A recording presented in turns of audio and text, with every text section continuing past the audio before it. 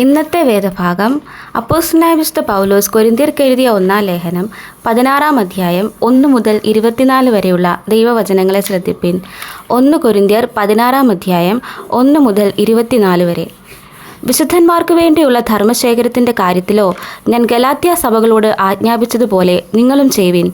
ഞാൻ വന്ന ശേഷം മാത്രം ശേഖരമുണ്ടാകാതിരിക്കേണ്ടതിന് ആഴ്ചവട്ടത്തിൽ 1-ാം നാൾ തോറും നിങ്ങളിൽ ഓരോരുത്തൻ തനിക്ക് കഴിവുള്ളത് ചരദിച്ച് തൻ്റെ പക്കൽ വെച്ചുകൊള്ളണം.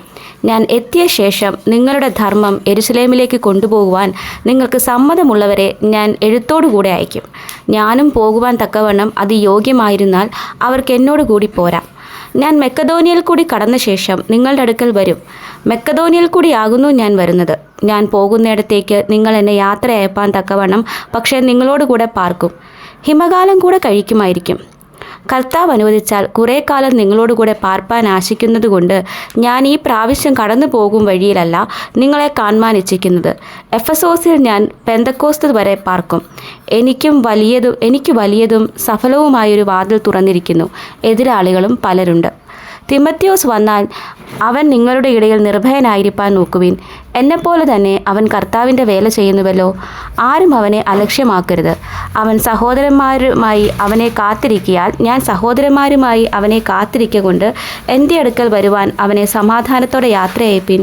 സഹോദരനായ അപ്പൊല്ലോസിൻ്റെ കാര്യമോ, അവൻ സഹോദരന്മാരോടുകൂടെ നിങ്ങളുടെ അടുക്കൽ വരണമെന്ന് ഞാൻ അവനോട് വളരെ അപേക്ഷിച്ചുവെങ്കിലും ഇപ്പോൾ വരുവാൻ അവൻ ഒട്ടും മനസ്സായില്ല. അവസരം കിട്ടിയാൽ അവൻ വരും.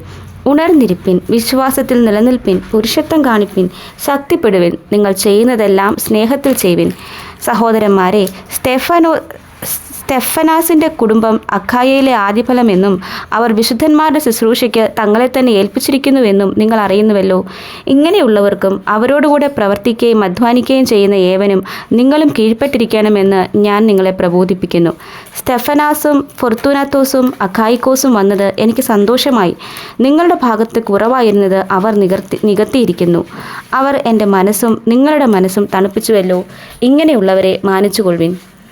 ആസയിലെ സഭകൾ നിങ്ങളെ വന്ദനം ചെയ്യുന്നു.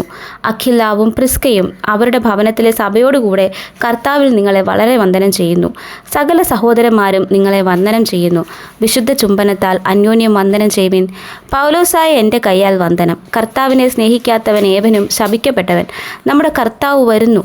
കർത്താവായ യേശുക്രിസ്തുവിൻ്റെ കൃപ നിങ്ങളോടുകൂടി ഇരിക്കുമാറാകട്ടെ. നിങ്ങൾക്ക് എല്ലാവർക്കും ക്രിസ്തുയേശുവിൽ എൻ്റെ സ്നേഹം. ആമീൻ. ഈ വചനങ്ങളാൽ ദൈവം നമ്മെ ഏവരെയും അനുഗ്രഹിക്കുമാറാകട്ടെ.